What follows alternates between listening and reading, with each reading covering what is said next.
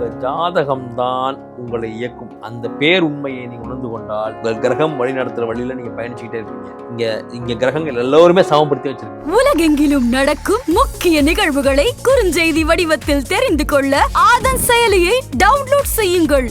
ஆதன் செயலியை டவுன்லோட் செய்ய டிஸ்கிரிப்ஷனில் உள்ள லிங்கை கிளிக் செய்யவும். சந்திரன் உச்ச நீச்சம் பேச மாதிரி இந்த தடவை பணம் உச்ச நீச்சத்தை பத்தி பேசலங்க. டாக்குமெண்ட்ல வந்து கையெழுத்து போடுறது, ஜாமீன் கையெழுத்து போடுறது, நீ கையெழுத்து டாக்குமெண்ட் அப்படின்னு வந்துட்டாலே அது வந்து புதன்கையா.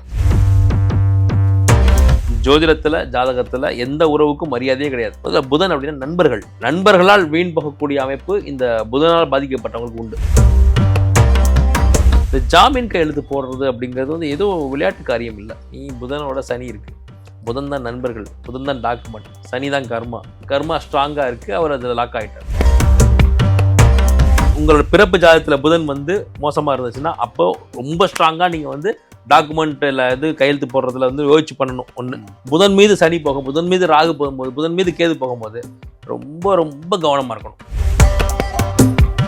இன்னொரு ஸ்பெஷல் கோயில் சொல்றேன். இந்த புதன் பாதிக்கப்பட்டவர்கள் கும்பகோணத்துல கூத்தனூர் அப்படிங்கிற இடத்துல சரஸ்வதி அம்மன் இருப்பாங்க. புதன் அருள் வேணும்னா நீங்க சரஸ்வதி வழிபட்டாலே போதும். உலகெங்கும் இருக்கும் ஆதன் ஆன்மீகம் நேயர்கள் அனைவருக்கும் பணிவான வணக்கமும் மனம் நிறைந்த வாழ்த்துக்களும். வாழ்த்தும் போது சொல்லுவாங்க ஆயுள் ஆரோக்கியத்தோடு இருக்கு அப்படிம்பாங்க. எல்லாருக்கும் அதான் தேவை, நீண்ட ஆயுள் இருக்கணும், அது ஆரோக்கியத்தோடு இருக்கிற ஆயுள். ஏன்டா வாழ்கிறோம், நம்மளால் உள்ள வேலைகளை நம்மளே செய்ய முடியலன்னு. எல்லாத்துக்கும் அடித்தளமாக பணம் இருந்தால் அவங்களுக்கு மனதிலும் பலம் வரும், உடலிலும் என்ன வந்தாலும் பார்த்துக்கலாங்கிற தைரியம் வரும். அந்த பணம் வருவதும் பணம் இருப்பதும் இருக்கிற பணம் அழிவதும் எல்லாம் அவங்க ஜாதகத்தை வச்சு தான். இன்றைக்கி பணம் சார்ந்த விஷயங்களை தான் கேட்டு தெரிஞ்சுக்க போகிறோம். அதற்கான விளக்கங்களோடு நம் நிலையத்தில் காத்திருக்கிறார் அதிர்ஷ்ட ஜோதிடர் அகில் சித்தார்த் அவர்கள். அவரை நிலையத்தின் சார்பில் வணங்கி வரவேற்போம். வணக்கம் ஐயா. வணக்கம் ஐயா. பணம் சார்ந்து பாட்டு பாடினா பாட்டு பாடிக்கிட்டே இருக்கலாம். பணம் தான் ஆழ்ந்துக்கிட்டு இருக்குது உலகத்தம்பாங்க. பணம் வந்து ஒரு மனிதனுக்கு அவசியமாக அத்தியாவசியமானு பார்த்தா அப்போ அத்தியாவசியன்ற லெவலில் வந்துருச்சு. என்ன விஷயத்தையும் சமாளிப்பதற்கு அது ஒரு மிகப்பெரிய ஆயுதம். நிச்சயமாக உடம்புக்கு ஏதாவது வந்துருச்சுன்னா பணம் இருந்ததுன்னா நல்லா மருத்துவமனையில் பார்த்துக்கலாம். ஒரு பெரிய விஷயத்தில் அடிபட்டு போச்சோன்னா பணத்தை வச்சு ஈடுகட்டிடலாம். பையனுக்கு ஏதாவது பணம் கொடுத்தா தான் காரியமாகும், இடம் கிடைக்கின்ற பட்சத்தில் காசு கொடுத்து சீட்டெல்லாம் இப்போ நீங்களே சொன்னீங்களே பணம் கோட்டானே இருக்குது. ஆமாம், என்ஆர்ஐ பணம் பட்டி சீட்டு வாங்குறதுனால அதான் பணம் இருந்தால் சாதிச்சுக்க முடியும். Management quota. இந்த பணம் வந்து நிறைய பேர் விஷயத்தில் வந்து சம்மந்தமே இல்லாமல் ஒருத்தனை உயர்த்தி விட்ற ஆட்கள் ரொம்ப கம்மி தான். சரிச்சு விட்ற ஆட்கள் நம்பி கொடுத்தாங்க, கையெழுத்து கூட வாங்கலைங்க. நான் கடைசியாக ஏமாத்திட்டாங்க. நான் வாங்கவே இல்லைங்க, வாங்க போனது நான் கையெழுத்து போட்டேங்க. என் வாழ்க்கை எப்படி ஆயிடுச்சுங்க. ஆமாம், பணம் உச்சத்தை தெரியும். நம்ம போன எபிசோடில் அந்த சந்திரன் உச்ச நீச்சம் பேச மாதிரி இந்த தடவை பணம் உச்ச நீச்சத்தை பற்றி பேசலைங்க. நிச்சயமா. ஐயா, இந்த டாக்குமெண்ட்ல வந்து கையெழுத்து போடுறது, ஜாமீன் கையெழுத்து போடுறது, நீ கையெழுத்து டாக்குமெண்ட் அப்படின்னு வந்துட்டாலே அது வந்து புதன்கையா. உங்க ஜாதகத்துல புதன் என்ன மாதிரியான கண்டிஷன்ல இருக்குன்னு பார்த்துக்கணும். புதனோடு என்ன கிரகங்கள் சேர்க்கையில் இருக்கு, என்ன கிரகங்கள் பார்க்குது, புதன் ஸ்ட்ராங்காக இருக்கா, புதன் வீக்காக இருக்கா, புதனால் நமக்கு சிரமங்கள் இருக்கான்றத பார்த்துட்டு, சப்போஸ் அது உங்களுக்கு பிரச்சனையை கொடுக்கக்கூடிய அமைப்பில் இருக்குது அப்படின்றது உங்கள் ஜோசியர் சொல்லிட்டாரு அப்படின்னா ரொம்ப ரொம்ப கவனமாக இருக்க வேண்டிய விஷயங்கள் வந்து சிலது இருக்குங்கய்யா. முதல்ல புதன் அப்படின்னா நண்பர்கள். நான் ஏற்கனவே சொல்கிறது தான், ஜோதிடத்தில் ஜாதகத்தில் எந்த உறவுக்கும் மரியாதையே கிடையாது. அவங்க வந்து இந்த ஜாதகருக்கு அவமதிப்பை கொடுப்பாங்க, மனவேதனை கொடுப்பாங்கன்னா கொடுப்பார்கள் அப்படின்னு அழுத்தம் திருத்தமாக நம்ம சொல்லிடணும். அப்போ நண்பர்களால் வீண் போகக்கூடிய அமைப்பு இந்த புதனால் பாதிக்கப்பட்டவங்களுக்கு உண்டு. புதன் தான் நண்பர்கள். இந்த புதன் தான் வந்து பார்த்தீங்கன்னா டாக்குமெண்ட்டில் பிரச்சனைகள் வர்றது, தவறான டாக்குமெண்ட்டை வந்து வாங்கி வச்சுக்கிறது, இல்லை ஒரு வீட்டுக்கு வந்து ஃபேக் டாக்குமெண்ட்ஸ் வந்து அதில் அவதிப்படுறது, இந்த மாதிரி நிறைய விஷயங்கள் இருக்குது. அவங்களுடைய படிப்பு சான்றிதழ் காணாமல் போகிறது, அது மழையில் நனையிறது, கிழிஞ்சு போயிடுறது, காணாமல் போயிடுறது, அதாவது எங்கேயாவது போய் லாக் ஆகிடுறது, இதெல்லாமே நடக்கும். அந்த Aadhaar card, PAN card, passports இது எல்லாத்துலேயுமே பிழை திருத்தங்களோ காணாமல் போகுது. இதெல்லாமே புதன் வந்து பிரச்சனைக்குரிய அமைப்பில் இருக்கவங்களுடைய எல்லா ஜாதகத்துலேயுமே இந்த பேசிக் விஷயம் இருக்குங்க. அப்போது இந்த ஜாமீன் கையெழுத்து போடுறது அப்படிங்கிறது வந்து ஏதோ விளையாட்டு காரியம் இல்லை. உங்கள் நண்பர் வந்து ஒரு சிறந்த மனிதராகவே இருப்பார், நீங்கள் கையெழுத்தும் போட்டுட்டீங்க. அவரால் தர முடியாத சூழல் ஆயிடுச்சுன்னு வச்சுங்க. அவர் வந்து நல்லவராகவே இருக்கிறாரு, ஆனால் உண்மையிலே அவரால் தர முடியாதுன்னா அந்த நட்புக்காக நீங்கள் போட்ட ஒரு சின்ன ஜாமீன் கையெழுத்து அவருடைய மொத்த கடன் நீங்கள் தான் தரணுன்ற மாதிரி ஆகிடும். டாக்குமெண்ட்டை படிக்காம கையெழுத்து போட்டுருவீங்க. இவரால் தர முடியவில்லை என்றால் நான் தருகிறேன்னு அதில் இருக்கும். நீங்கள் நண்பருக்காக எங்கடா கையெழுத்து போடணும்னு கையெழுத்து போட்டிருப்பீங்க. அவர் உங்களை ஏமாத்தலை, உங்களை விட்டு ஓடலை, ஆனால் உண்மையிலே அவர் திவால் ஆயிட்டார். அப்போ அந்த டாக்குமெண்ட்டில் இருந்த எழுத்தின்படி அவருடைய மொத்த கடனுக்கும் நீங்கள் வந்து கட்ட வேண்டிய ஆளாகிடுவீங்க. இது மாதிரி எத்தனை ஜாதகம் உங்களுக்கு வேணும்? அத்தனை ஜாதகங்கள் நான் பார்த்துருக்கேன் சார். நான் அந்த காசை அனுபவிச்சிருந்தா கூட நான் வட்டி கட்டலாம் சார், எனக்கு சம்மந்தமே இல்லையே சார். நீ புதனோட சனி இருக்குது, புதன் தான் நண்பர்கள், புதன் தான் டாக்குமெண்ட், சனி தான் கர்மா. எப்படிப்பா நீ இதை பண்ண? இதெல்லாம் தெரிஞ்சா சார் நான் பண்ணிட்டேன் சார். அப்போ கர்மா ஸ்ட்ராங்காக இருக்குது, அவர் அதில் லாக் ஆகிட்டார். இது மாதிரி எத்தனையோ பேர் இந்த போலியான பத்திரங்கள் ஜாமீன் கையெழுத்து போட்டு மாட்டினவங்க, வீட்டு பத்திரங்கள் அடமானத்திலிருந்து மீட்க முடியாமல் இருக்கிறவர்கள், இந்த பத்திரம் சரியாக அமையாமல் அவதிப்பட்டுக்கிட்டே இருப்பாங்க. ஒரு பாஸ்போர்ட்டில் பிள்ளையாக இருக்கிறனால ஃபாரின் போக முடியாமல் இருப்பாங்க. நம்ம விவேக் கூட ஒரு காமெடி நடிச்சிருப்பார். பாஸ்போர்ட்டுக்கு போல ரேஷன் கார்டை கொடுத்து அது பெரிய பிரச்சனையாகி நான் வந்து அமெரிக்காவுக்கு போக முடியாமல் இருக்கேன் அப்படின்னு சொல்லுவார் இல்லையா? அது மாதிரி எத்தனையோ பேருக்கு டிலே ஆகும். எல்லாருக்கும் வீசா வந்துடும், ஒருத்தருக்கு மட்டும் வராமல் போகும்.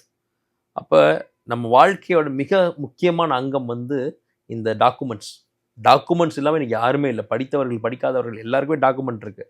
ஒரு டிரைவிங் லைசன்ஸ் டாக்குமெண்ட், ஒரு வீட்டு பத்திரம் ஒரு டாக்குமெண்ட்டு, நீங்கள் உங்கள் கல்வி சான்றிதழ் டாக்குமெண்ட்டு தான். இதுக்கு எல்லாமே ஏதாவது பிழை திருத்தம் ஏற்படும். எனக்கு தெரிஞ்சு ஒரு பெண்ணுடைய பேர் வந்து 10th சர்டிஃபிகேட்டில் 9th வரைக்கும் அந்த பொண்ணுக்கு வந்து ஒரு ஸ்பெல்லிங்கில் எழுதுகிறாங்க அவங்க பேரை. அந்த பொண்ணுடைய ஜாதகத்தில் புதன் ராகு. கரெக்டாக 9th ஸ்டாண்டர்ட் வரைக்கும் 10th ஸ்டாண்டர்டோடைய எல்லாமே வந்து அவங்க ஒரு ஸ்பெல்லிங்கில் எழுதுறாங்க அவங்க பேரை. தர்ஷினி எஸ்ஹெச்னு போடுறாங்க. அப்போ 10th சர்டிஃபிகேட் ஒன்று வருதுங்கய்யா. தர்ஷினின்னு இருந்தது, எஸ்ஹெச் ஒட்டி SINI தர்ஷினின்னு வந்துடுது. அப்போ 10th சர்டிஃபிகேட்டில் வந்துருச்சு. இனி அதை மாற்றுறதுக்கு வந்து பெரிய ப்ராசஸாக இருக்கோடனே அந்த பொண்ணு சொல்லுது, இதை போய் நான் இனி மாற்றி நான் என்ன பண்ண போகிறேன், இதுக்கப்புறம் 10th சர்டிஃபிகேட் வேறு ஒரு சர்டிஃபிகேட் வாங்கணும், இது மாறிடுச்சு. இது தர்ஷினின்னே இருந்துட்டு போகுது. இன்னி வரைக்கும் அடுத்து அந்த பொண்ணோடைய பேர் வந்து தர்ஷினின்னு தான் வருது. அப்போ அந்த புதன் ராகு இருக்கும்போது பிரச்சனை ஆகிடுது. அதே போல் ஃபஸ்ட் ரேங்க் வாங்கிட்டு இருந்த பொண்ணு ஒரு குறிப்பிட்ட காலகட்டத்தில் அந்த ஆசிரியர்களுடைய சூழ்ச்சியால் இல்லை அந்த காலேஜோட சூழ்ச்சியால் இந்த பொண்ணு வந்து படிப்பில் மிகப்பெரிய அளவில் ஒரு பின்னடைவை சந்திக்கிறாங்க. அப்போ நீங்கள் இந்த புதன் சரியாக இல்லைன்னா நிச்சயமாக உங்கள் கல்வி பாதிக்கப்படும். புதன் தான் கல்வி. அப்போது நீங்கள் ஒரு விஷயம் நீங்கள் நல்லா ஸ்ட்ராங்காக புரிஞ்சுக்கணும். நம்ம புதனில் வந்து ஒரு பிரச்சனை இருக்குது. புதன் ராகு, புதன் சனி, புதன் கேது, புதன் வந்து மறைஞ்சு போகிறது, இந்த மாதிரி விஷயங்கள் இருக்கும்போது நாம் ஏதோ ஒரு காலகட்டத்தில் படிப்பில் பின்னடைவை சந்திப்போம் அப்படிங்கிற அந்த உண்மையை நீங்கள் உணர்ந்துட்டீங்கன்னா மனம் உடைஞ்சிட மாட்டீங்க. சரி, இது ஏதோ ஒரு கர்மா, இந்த கர்மாவை நம்ம கிராஸ் பண்ணிவிடுவோம், இந்த கர்மாவை கடந்துடுவோம், இல்லை இதுக்குரிய பரிகாரங்களை பண்ணுவோம், இதுக்குரிய ஸ்தலங்களுக்கு போவோம், நம்ம வாழ்க்கை நிச்சயமாக மாறும், இதுக்கப்புறம் ஒரு லைஃப் நமக்கு உண்டு அப்படின்னு நினச்சிட்டிங்கன்னா இந்த கர்மா டைமில் நீங்கள் மனம் உடைஞ்சு தவறான வழிக்கு போகாமல் உறுதிப்பாடோடு நின்று ஜெயிச்சிட முடியும். இப்போ ஒரு வழக்கையே சந்திக்கிறீங்க, உங்கள் பக்கம் தவறே இல்லை, டாக்குமெண்ட்டில் பிரச்சனையாகி நீங்கள் ஃபேக் டாக்குமெண்ட் கொடுத்ததாக உங்கள் மேலே குற்றச்சாட்டு வருது அப்படின்னா நான் பண்ணலை நீங்கள் அலையிறதுக்கு பதிலாக உட்காந்து நிதானமாக, இது வந்து சொல்கிறதுக்கு ஈஸி, ஆனால் பாதிக்கப்பட்டவங்களுக்கு அதை செய்கிறது கஷ்டம். ஒரு பாதிப்பு ஏற்பட்டுச்சுன்னா ஜோதிடத்தை ஃபாலோ பண்ணுறவங்களுக்கு, ஜோதிடத்தை ஒழுங்காக கடைபிடிக்கிறவர்களுக்கு எந்த கலக்கமும் இல்லை. அவர்கள் எல்லாத்தையுமே ஒரு பேலன்ஸாக பார்ப்பாங்க. இறப்பு, ஜனனம், இது கஷ்டம், நஷ்டம், ஏற்றம், இறக்கம், சூழ்ச்சி, வஞ்சம் எல்லாத்தையுமே சீர்தூக்கி பார்க்கக்கூடிய ஒரு மனநிலைக்கு ஜோதிடத்தை நம்புவர்களும் ஜோதிடத்தை கடைபிடிப்பவர்களும் ஜோதிடத்தை ஃபாலோ பண்ணுறவர்களுக்கும் அந்த மனநிலை வந்துடும். ஏன்னா எல்லாமே கிரகம்ன்ற ஒரு மைண்ட் செட் வந்துருச்சுன்னா எமோஷனல் பேலன்ஸ் வந்துடுங்கய்யா. இந்த ஜோதிடம் உங்களுக்கு கற்றுக்கிட்டிங்கன்னா அது கொடுக்கக்கூடியது முதல் விஷயம் எமோஷனல் பேலன்ஸ் தான். ஏன்னா எல்லாத்துக்கும் காரணம் கிரகம்னு முடிவாயிடுச்சுன்னா உங்கள் குழந்தை படிக்கலைன்னா கூட நீங்கள் அந்த குழந்தை திட்டுறது அடிக்கிறது பண்ண மாட்டீங்க. இந்த குழந்தையோட ஜாதகத்தை பார்த்து தெரிஞ்சு போயிடுமே, ஏன் படிக்க மாட்டேங்குது, இப்போ என்ன தசாபதி போயிட்டு இருக்கோ, அப்படியா, சரி இதுக்கு என்ன பரிகாரம் பண்ணலாம், இதுக்கு எந்த கோயில் போகலாம், இதுக்கு எந்த ஜோதிடம் அணுகலாம், இதுக்கு என்ன ரெமெடி அப்படின்னு தான் போவாங்க. ஏன்னா இந்த நிலை மாறுன்றது அவங்களுக்கு தெரியும். ஏன்னா கிரகங்களுடைய விஷயமே மாறுதல் தான். ம். இப்போ ஜாமக்கோள் கிரகங்கள்லாம் பார்த்துட்டிங்கன்னா அங்கே ஸ்திர ராசிகளில் கோள்களே அதுகளுக்கு இதுவே மூமெண்ட்டே கிடையாது. அப்போ அது ஒவ்வொரு அந்த கோள்களே அப்படி தான் இருக்கும். ம். ஸோ அப்போ கிரகங்களுடைய அமைப்பே வந்து கோச்சார கிரகங்கள்னா இன்னைக்கு வந்து ரிஷபத்தில் குரு இருக்குன்னா அடுத்த பயிற்சியில் அது மிதனத்துக்கு போயிடும். ம். இப்போ கும்பத்தில் சனி இருக்குன்னா அடுத்த பயிற்சி அது மீனத்துக்கு போகும். மீனத்துலேருந்து ராகு கும்பத்து இப்படி அந்த மூமெண்ட் ஆஃப் பிளானட்ஸ் தான் ஜாதகமே. அப்போ காலம் மாறும், காட்சிகளும் மாறும், கோள்களும் மாறும். அப்போ வந்து என்னுடைய நண்பருக்கு நான் கையெழுத்து போட போகிறேன்னா நான் க்ளோஸ் ஃப்ரெண்டு, அதனால தான் நான் கையெழுத்து போகிற அளவுக்கு துணிகிறேன். அவன் பாசிட்டிவான ஒரு பிஸ்னஸ்க்கு தான் வாங்குறான். ஆனால் அந்த நேரத்தில் நான் போட கூடாதுன்னு நான் எப்படி வெளியில் வர முடியும்? நான் பின்னாடியில் பிரச்சனை வரப்போகுது. ஃபஸ்ட்டு உங்களுடைய பிறப்பு ஜாதகத்தில் என்ன இருக்குது? நீங்கள் பிறக்கும்போது உங்கள் கோள்களில் வந்து பிரச்சனை இருக்கும்போது உங்கள் புதன் உங்களோட பிறப்பு ஜாதகத்தில் புதன் வந்து மோசமாக இருந்துச்சுன்னா அப்போ ரொம்ப ஸ்ட்ராங்காக நீங்கள் வந்து டாக்குமெண்ட்டில் இது கையெழுத்து போடுறதுல வந்து யோசிச்சு பண்ணணும். ஒன்று சப்போஸ் கோச்சார கிரகம்னு ஒன்று இருக்கும் சாமி. புதன் மீது சனி போகும், புதன் மீது ராகு போகும்போது, புதன் மீது கேது போகும்போது ரொம்ப ரொம்ப கவனமாக இருக்கணும். இப்போ உதாரணத்துக்கு ஒன்று சொல்கிறேன், இப்போ இன்னைய நிலைமையை சொல்கிறேன். கன்னி ராசியில் தான் கன்னிங்கிற அந்த வீட்டில் தான் வந்து கோச்சார கேது பயணிச்சுக்கிட்டு இருக்கு. இப்போ கன்னிங்கிறது புதனோட வீடு. அப்போ கன்னி ராசி கன்னி லக்கணத்துக்காரங்க எல்லாருக்குமே கண்டிப்பாக டாக்குமெண்ட் சம்மந்தப்பட்ட ஏதோ ஒரு பிரச்சனை இருக்கும், நண்பர்களால் மனவேதனை இருக்கும், படிப்பில் கவனம் சிதறி இருக்கும். இந்த புதன் சம்பந்தப்பட்ட தாய் மாமனால் பிரச்சனை, புதன் தான் தாய் மாமன். அப்போது இந்த கன்னி ராசிக்காரங்களுக்கு இந்த 1.5 வருஷத்தில் புதன் தாய் மாமனால் பிரச்சனை இருக்கும். இல்லை சப்போஸ் அவங்களோட பிறப்பு ஜாதகத்திலே புதனோட சனி, புதனோட கேது, புதனோட ராகு, புதன் வந்து ஒரு ஆரோக்கியமான இடத்துல இல்லை, நல்ல அமைப்பில் இல்லை அப்படின்னா இப்போ நான் சொன்ன பிரச்சனைகள்லாம் அவங்க வாழ்நாள் முழுவதுமே இருக்கும்.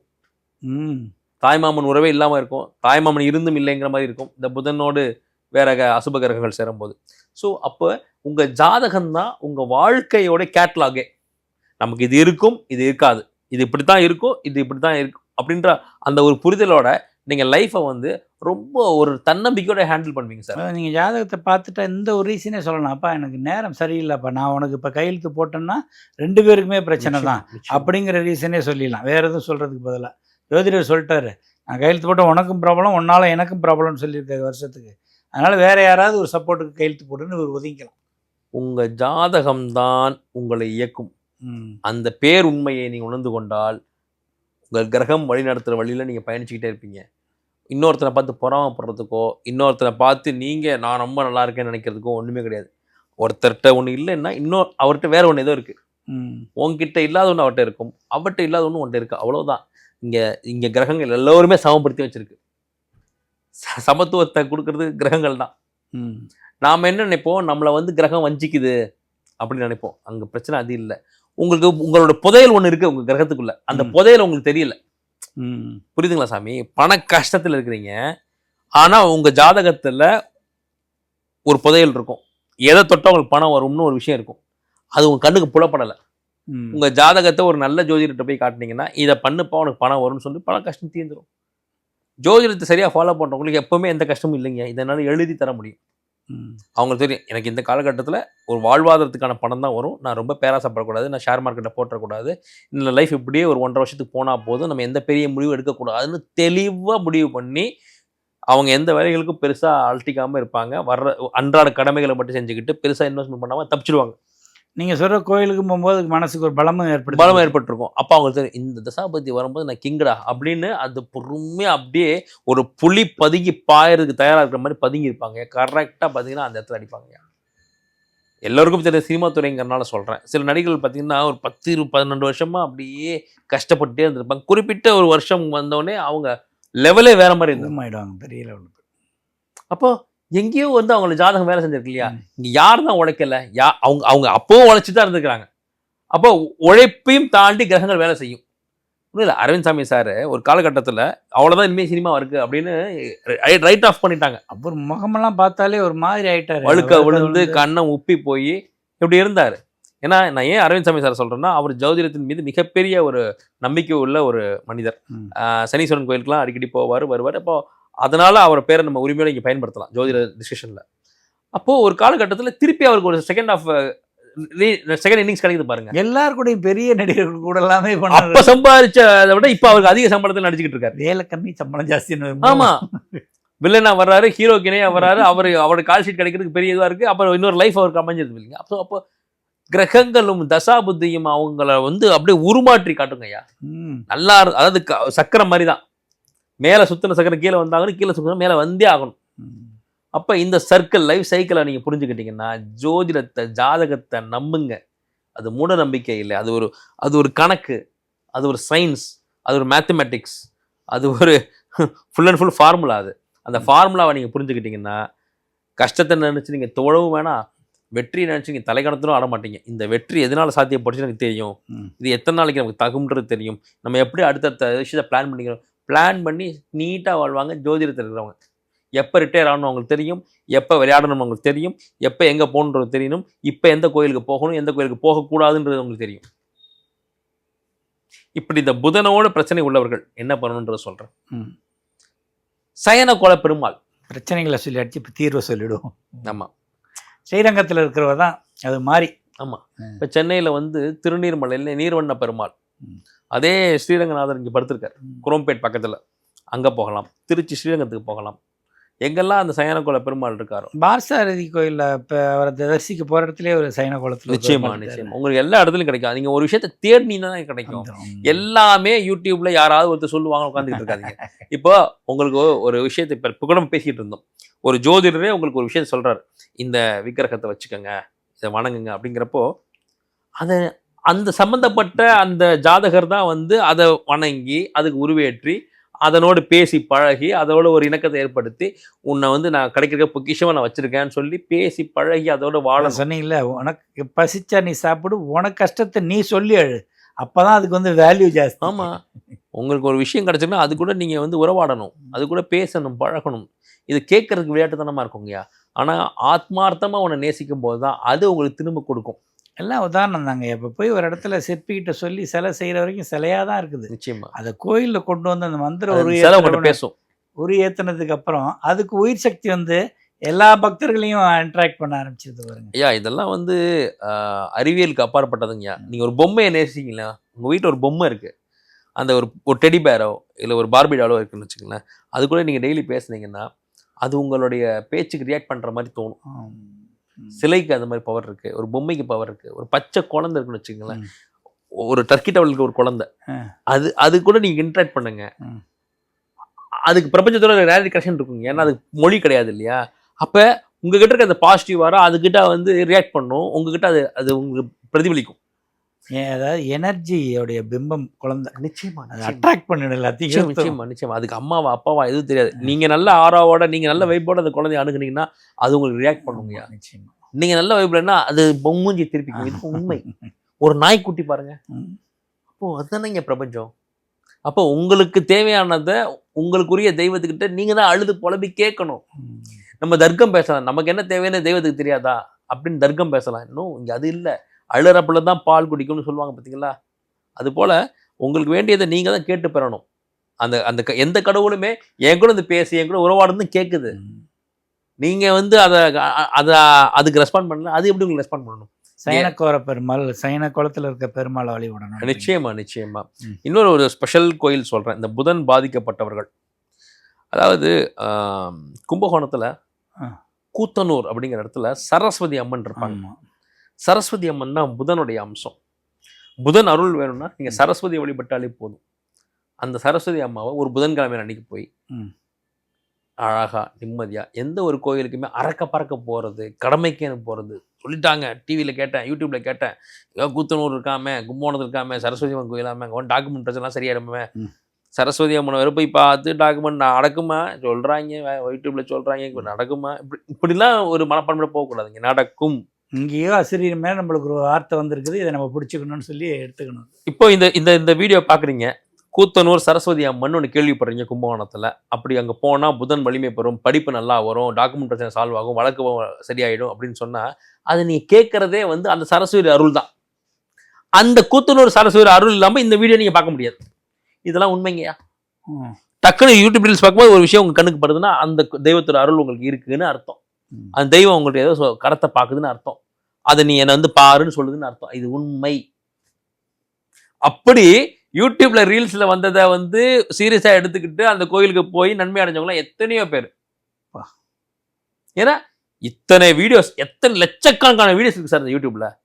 ஒரு பர்டிகுலர் நேரத்துல நீங்க போன் ஆன் பண்ணி நீங்க யூடியூப்ல போகும்போது ஒரு விஷயம் கண்ணுக்கு வருது. அத்தனை ரீல்ஸ்ல ஒரு ரீல்ஸ் வந்து உங்களுக்கு வருதுன்னா then that is meant for you. Yes. Then that's a signal for you. You have to respond to that signal. இல்லையா? ஸோ இதெல்லாம் நாம கத்துக்கிற விஷயங்கள் தான், நாம செயல்முறைக்கு உட்படுத்துகிற விஷயங்கள் தான். நம்ம வெற்றிங்கிறது கிரகத்தின் கையிலும் நாம அதுக்கு ரெஸ்பாண்ட் பண்ற விதத்துல தான் இருக்கு. சிறப்புங்க ஐயா. பணத்தை ஈர்க்கும் விஷயங்கள் அப்படின்னு சொல்லி என்னென்னமோ சொல்றாங்க. பணத்துக்காக ஏமாந்து போய் மாட்டிடாதீங்க. நீங்க சொல்லிங்களா, நான் அனுபவிச்சிருந்தா கூட பரவாயில்ல, ஒரு கையெழுத்துல மாட்டி நிக்கிறேன், இன்னொருத்தருடைய காசு இவங்க வட்டி கட்டிட்டு இருப்பாங்க. இதுல இருந்து தப்பிக்கிறது உன் ஜாதகத்தை நீ எழுதி வச்சிருந்தா ஜாக்கிரதையா இருந்துக்கலாம். நிச்சயமா. நீ இருட்டில் தான் போறேன்னா ஜோதிடர் உனக்கு ஒரு டார்ச் லைட் கொடுக்குறாரு, இந்த வழியை கடந்து போயிடலாம். தடுமாறி முட்டி மோதி நான் புடிவாதத்தில் போகிறதுக்கு அழகாக நீங்கள் என்ன பண்ண போகிற, நேரத்தை செலவு பண்ண போகிற, எல்லாத்தையும் நோட் பண்ணி வச்சு இந்த காலகட்டத்தில் செய்யாத, இங்கே டூஸ் ஆர் டோன்ட்ஸையும் சொல்லிடுறீங்க. கோயிலுக்கு போன்றப்ப இந்த காலத்தில் இதெல்லாம் செய்யாத, முடிச்சுக்கிட்டு வந்து செய், இதுதான் பிரச்சனை, இது போயிட்டு வந்து பாரு உனக்கு காலம் மாறுன்னு சொல்கிறீங்க.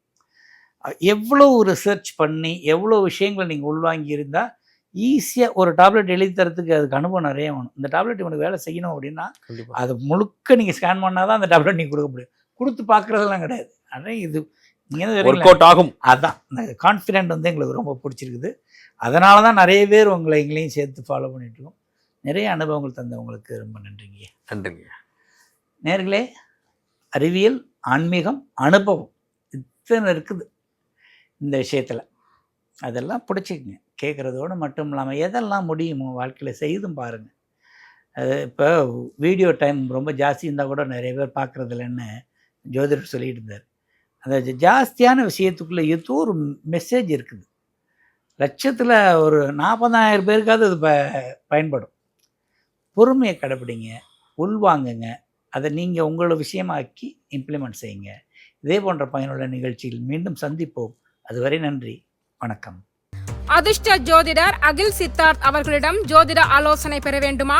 9566626742 என்ற எண்ணிற்கு உங்கள் பெயர் மற்றும் தாங்கள் இப்பொழுது வசிக்கும் ஊர் இந்த இரண்டையும் டைப் செய்து அனுப்பவும். உங்களுக்கு வாட்ஸ்அப் மூலம் மட்டுமே உங்களுக்கான பதிவு மற்றும் ஆலோசனை பற்றிய விவரங்கள் அனுப்பப்படும்.